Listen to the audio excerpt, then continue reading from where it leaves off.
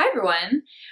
We are coming to you today to talk about the cost of getting lean and really asking a question of, is it worth it or not? So today we're going to cover some different areas of levels of being healthy. But before we do that, I want to share a little bit of my story.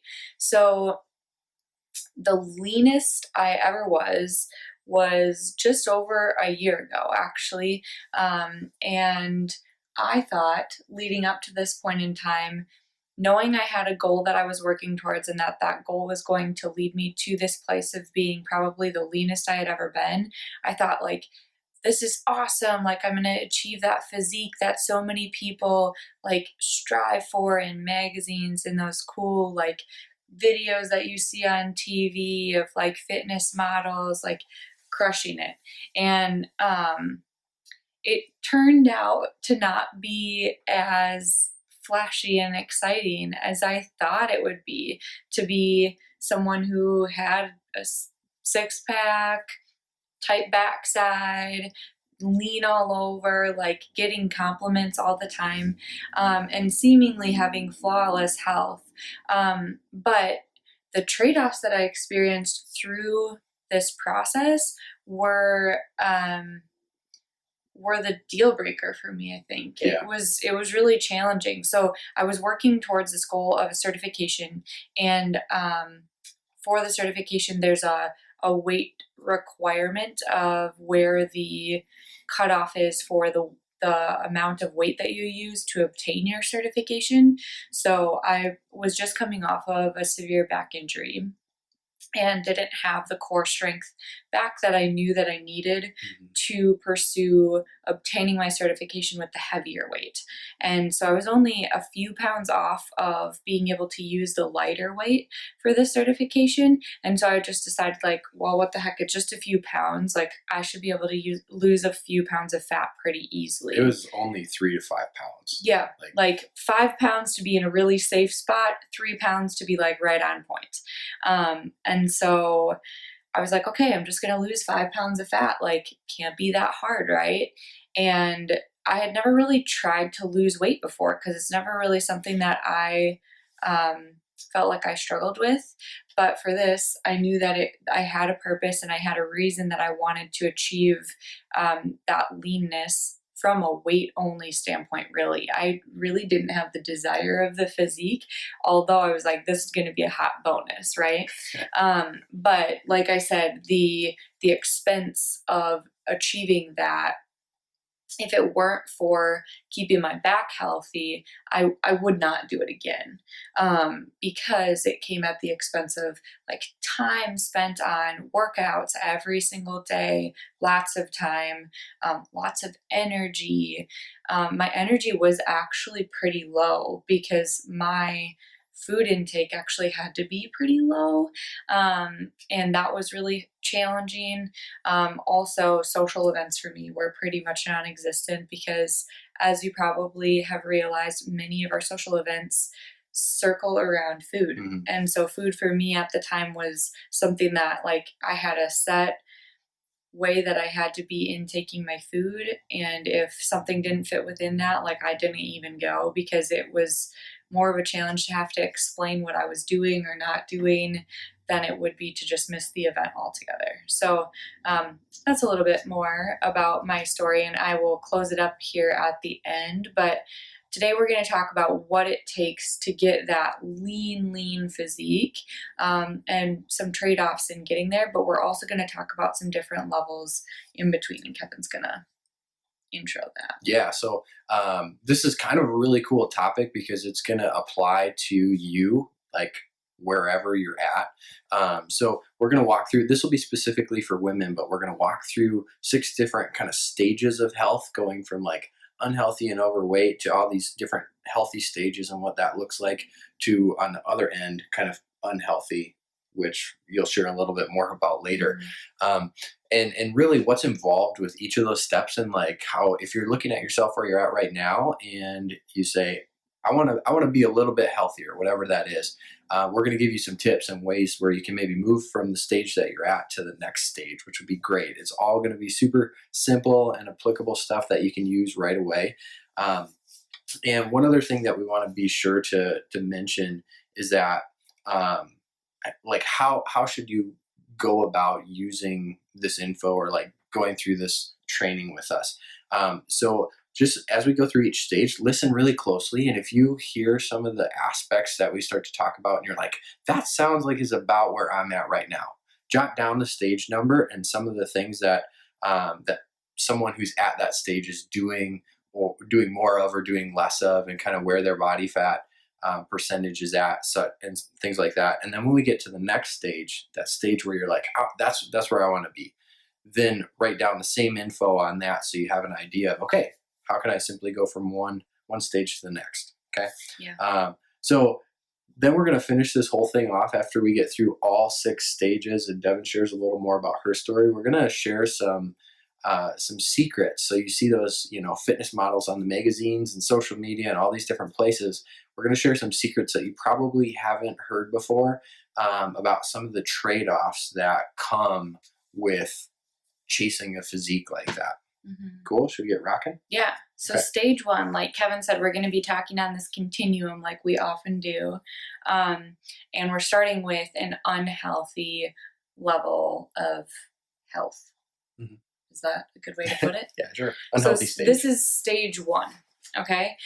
So stage 1, these people are doing more of eating processed foods, having bigger food portions, and eating quickly. So not only are they eating quickly, but that eating quickly leads to them also eating a lot more, and they're eating a lot more of foods that aren't necessarily good for them.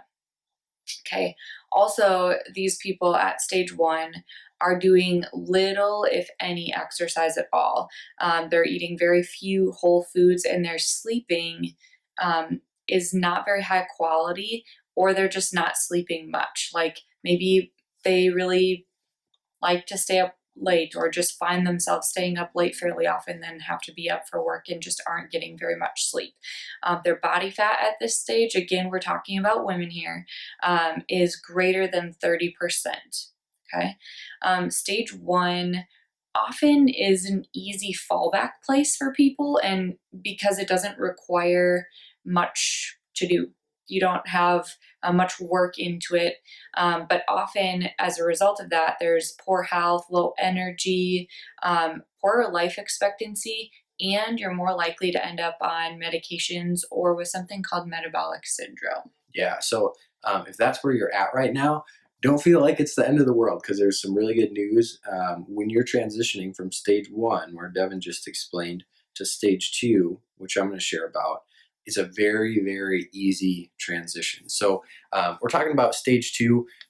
This is a stage that's healthy. And what people at this stage are doing is, for about 60% of their meals, they're eating slowly and only eating until they're satisfied. A couple other things that they're probably doing at most meals is they're having 1 to 2 palm sizes worth of protein, healthy lean protein in a meal, and 1 to 2 fists of vegetables, usually in like 1 or 2 of the meals that they have throughout the day. So they're starting to get some lean protein in, starting to get some veggies in, and usually, like, probably for 3 to 5 days a week, they're getting some form of exercise in. It's not necessarily like going to a workout class and kicking their butt. It's just doing activities that they like, going for a walk or bike ride or gardening or whatever it is. So when you're at that stage, usually your body fat is somewhere between 25 and 30%. So it's less than the unhealthy stage, and so it's at a healthy spot. The other great thing about getting to this stage, an easy transition from stage 1, is that you're going to have better energy, you're going to be sleeping better, your overall health is going to be better, and the stuff that you're doing is enjoyable. Like, it fits in your lifestyle. The exercise you're doing, you really enjoy, and it doesn't require a whole lot of effort and maybe just a little bit of planning. So you're going to look good, but you're not going to be super lean. Mm-hmm. Yeah. Yeah. So transitioning from stage 2 to now stage 3 isn't necessarily considered very easy, but still would be pretty simple in terms of um, you're only upping the game a little bit to gain a little bit more health. Okay. So these people at stage 3 are eating slowly until satisfied at about 75% of their meals, and 1 to 2 palms of protein and 1 to 2 fifths of veggies in 2 to 3 meals of their day. Okay. And then they're exercising each day for 30 to 45 minutes. And on 1 to 2 of those days each week, they're breaking a sweat. So something a little bit higher intensity, but on the rest of the days a week, it's just basically they're getting out, they're moving, they're exercising for 30 to 45 minutes, and then they're also prioritizing getting 7 hours of sleep each night at least. These people, though, are doing less of the following things, which would be eating desserts. They're only eating desserts or processed foods like 3 to 5 times per week, not 3 to 5 days per week, 3 to 5 times per week, and then drinking up to 3 to 5 caloric beverages per week. Their body fat at this stage, stage 3, is even healthier, so 23 to 25%. And then as far as maintenance goes, stage 3 is pretty easy to maintain. So you'll find, again, like stepping up in this health status scale, you're going to probably have better energy than you did at phase 2 or stage 2, and probably be able to decrease or maybe even get rid of all medications.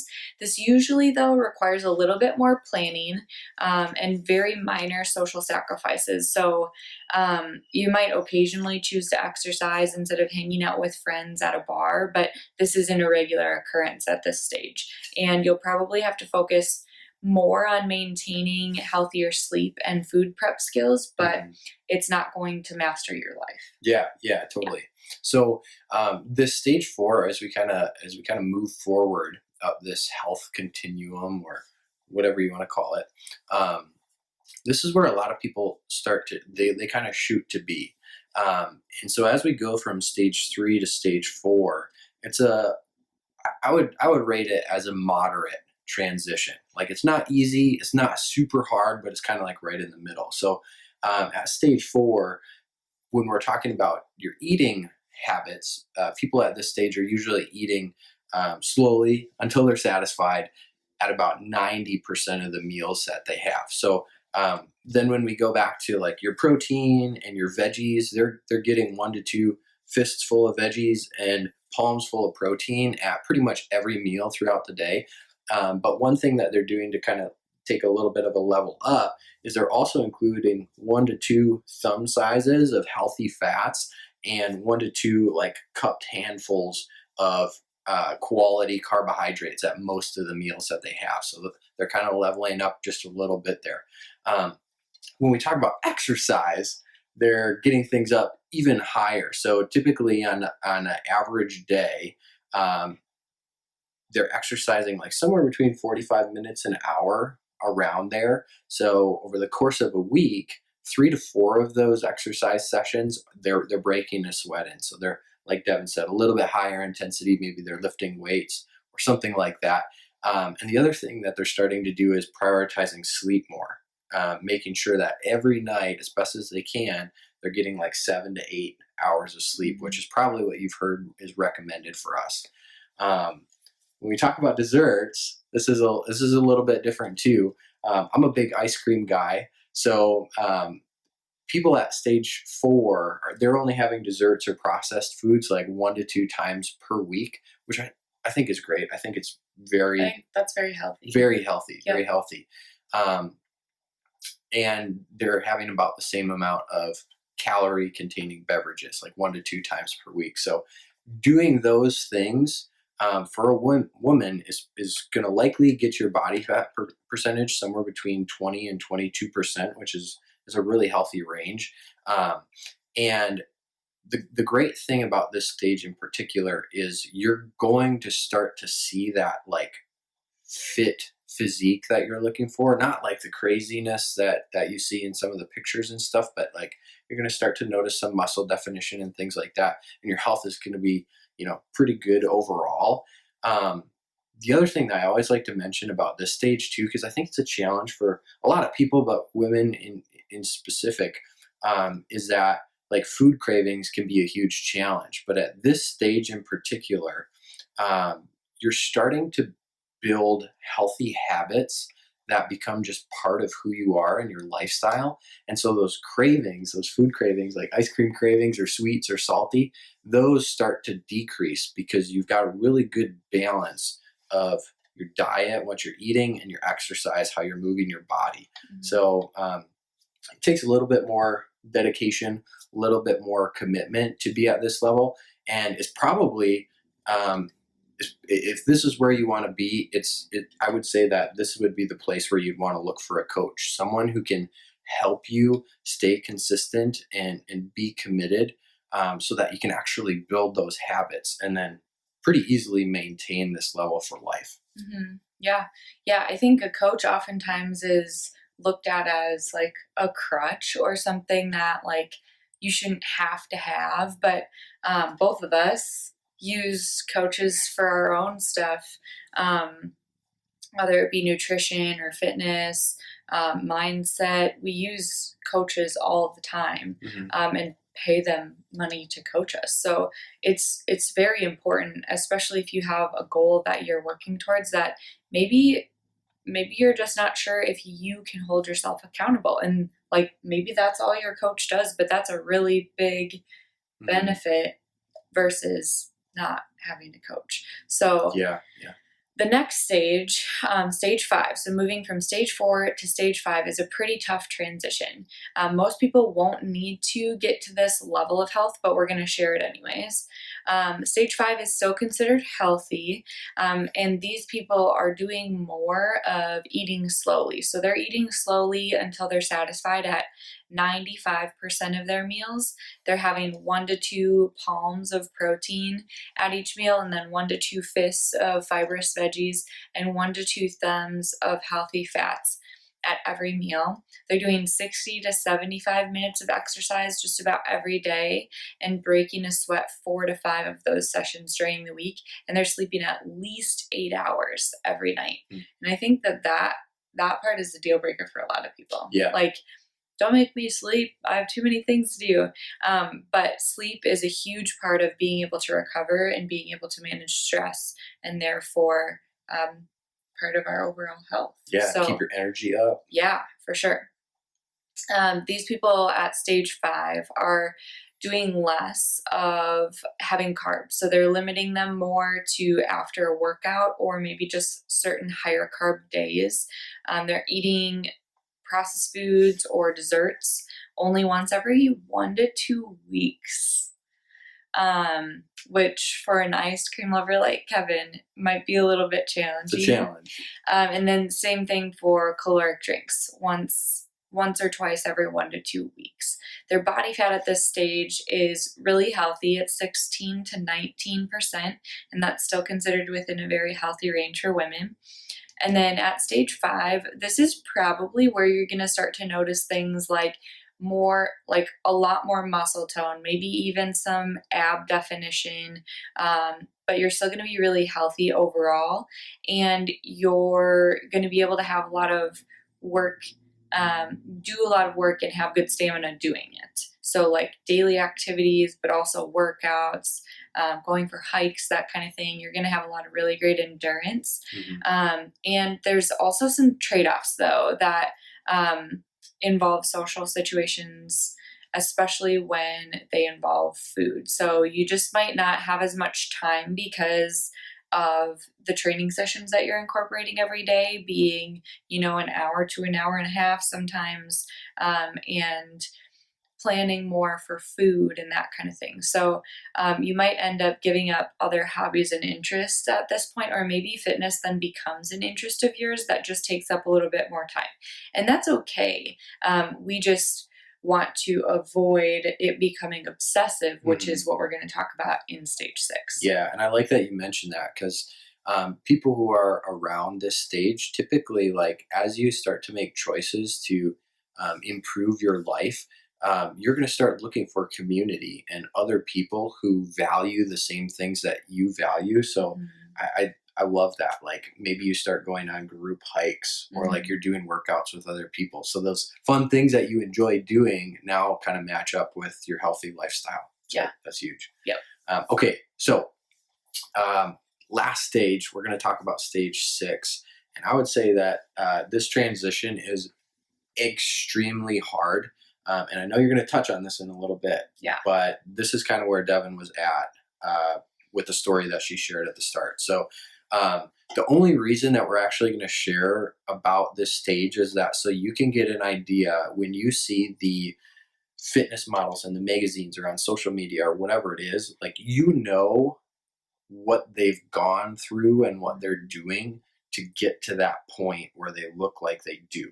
Okay, we want you to be able to see that because the media is trying to sell you on this type of body type, and you need to know what actually goes into it. Okay, so stage 6 is where things start to get unhealthy. They're more obsessive, and there's a lot more trade offs that come with it. So um, people who are at stage 6 are eating slowly and until they're satisfied at 99.9% of their meals. The other thing that they do is will typically cycle carbohydrates or calories based on like their workouts and what they're doing. And their meal plan, like, they're only eating foods that are planned out for them in the exact types, in the exact amounts. Like, they're weighing and measuring and prepping all of their meals in exact amounts, like Mhm. proteins, carbs, fats, veggies. All that stuff is extremely planned out. And the exercise game, this is where it gets upped quite a bit more. So people at this stage are exercising like 45 to 75 minutes 2 times a day, which is pretty intense. It's a lot. So that's like 14 workouts a week, and at least half of those they're breaking a sweat in. So this is not by any means easy. Um, and they're also, because of that, they're prioritizing their sleep. So they're getting like 8 to 9 hours of sleep, which for some people, like, you got kids and all these responsibilities, it's not Doesn't always, yeah. It doesn't always fit in, yeah, not right? realistic. So that's what they're doing. A couple things that they're not doing. Um, Carbohydrates, they're basically similar to the last stage. They're limiting them to only right after a workout or on certain higher carbohydrate days. And this is probably one of the hardest things is they're only having desserts one time every 10 to 12 weeks, which is crazy. I just think about having an ice cream cone. It's like one ice cream cone for the whole summer. Yeah, 4 times throughout the year. Ah, Ah, that'd be so hard. And they're pretty much not having any drinks that have calories in them. right. So at this point, your body fat gets below 16%, which I think is where yours was at. Yes. And so when you think of all the fitness models and stuff that you see online, this is where most of them are. And one maybe positive thing is that usually people at this level are, they've got some sense of pride for accomplishing some sort of athletic event or something that they're working towards, which is great. Like, achieving a goal that you have is great. The challenging part with that is you're going to have a really hard time with socializing and being around people, just in general, because there are a lot of temptations out there that could potentially derail you from what you're working towards. So you're probably going to miss out on fun events with your family and your friends. You're going to have to commit way more time to like measuring out all of your food and prepping it, which we had some experience with. So much Yeah, experience. everything that goes into your mouth gets counted and measured out in exact amounts. And you're probably going to be hyper focused on your diet and your exercise. And this is where it can like become a little bit obsessive and could even lead to just some disordered eating. And you'll pretty much have to get rid of any other hobbies that you have. You just won't have time for it. Yeah. Yeah. So that's a pretty bleak picture of what you might have to give up in order to get to that level of leanness that you've seen Mhm. in the media. That seems so desirable, but maybe after all of that we've mentioned, maybe it's not so desirable anymore. Here's some secrets, though, that you might not know about that level of leanness that we just finished talking about. So, stage 6, usually in magazines and other ads, there's a good amount of airbrushing in Photoshop that's done in those. Cover models in these ads, magazines, wherever you might see them, are typically on a diet meant strictly for that photo shoot, and they only look that way for a short period of time. So they're not doing this long term, which we see them and they're in the magazine for the duration of however long we own that magazine, but they're not still looking like that or on that diet for anywhere past their photo shoot date, really. So this type of severe eating or lack of eating can also affect things like your sex drive, decreasing that. It can lead to disordered eating, like Kevin mentioned, in many different ways.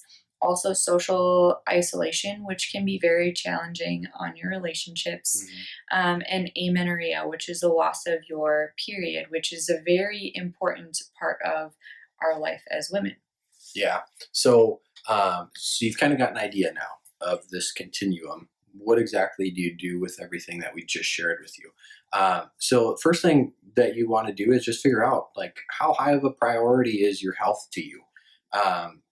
What are you willing to do as far as improving your health? What are you not willing to do? Are you willing to change some of the things that we talked about to get to the next level, or hire a coach, or just reach out and talk to somebody? Like, what are you willing to do? What are you willing not to do to maintain some of the things that maybe you like about your lifestyle that you'd have to, sacrifice a little bit of to reach the level of health that you're talking about?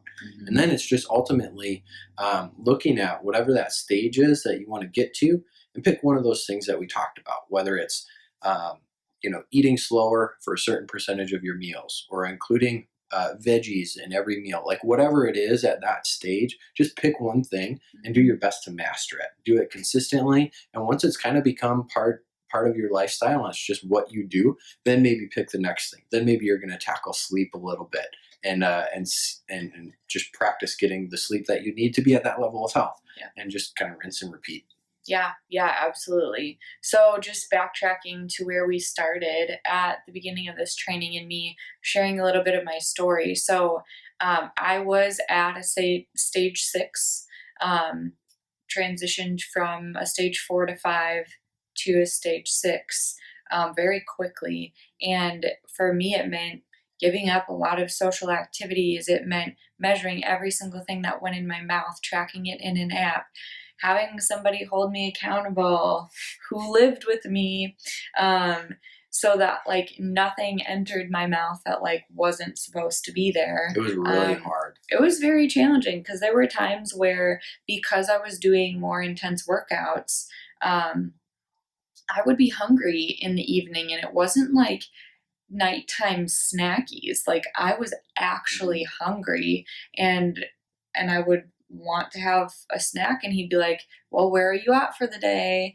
on all your macros? And I was like, and it was hard. I can't have it. And like, then I would have to go to bed to recover, but feeling like I never fully recovered because I was having to be in this restricted state for calories and macronutrients that my body wasn't ever fully recovering. And then I would go back into the my workouts the next day, feeling a little bit low energy and not as strong. I did actually lose some strength during this time, which I think, people don't talk about that kind of stuff, because my reality of being at a stage 4 to stage 5 before I moved to a stage 6 is I already had pretty low body fat percentage. And so what I was losing then wasn't just fat. I actually had to starve my body into losing muscle mass. Okay. And so that's why I say I would never do that again, because it brought me to a place of not only losing physical strength, but like mental energy and mental strength. Although I did it for a purpose of keeping my back and my body safe. So for that reason, I'm glad I did it. I'm also glad I did it because I understand now what the cost of getting lean really looks and feels like. Mhm. So I can relate if you've been there and struggled to get back to a sense of normalcy, which is the last thing I want to share. So that was just over a year ago, like a year and Couple months. 4-ish months ago. And then fast forward to after that, like the next couple of months, I just slowly started to incorporate, foods that I really enjoyed. Ended up bouncing back to the weight that I was before I had to lose the few pounds, and I stayed there, and I was enjoying things like Chicago deep dish pizza and like ice cream, and not binging on them by any means, but just enjoying the food that was in front of me, and then social events as well. And so I was able to get back to a healthy body fat percentage, and actually about a month after that we got pregnant. And so now I'm 4 months postpartum at this time that we're doing this training, and working my way back to a healthy weight in the other regard. So it's just, it's been cool to see how this cost of getting lean cost me so much, but then by being at a healthy place, we were able to get pregnant and produce a healthy child. And now I'm just, figuring out what it looks like to move to the next stage of my health. Yeah. So I have my own goals in that regard, but I would challenge you again to figure out which stage you're at and then what the next stage looks like for you. And we just always want you guys to remember that wherever you're at, you're just one step away. Thanks, guys. Hey, it's Devin. I just wanted to say thanks for watching our training. And if you're a woman who's looking to lose weight, I wanted to personally invite you to join my Facebook group. The link to join is just below this video, and every single day we're posting new content, free content for you to enjoy.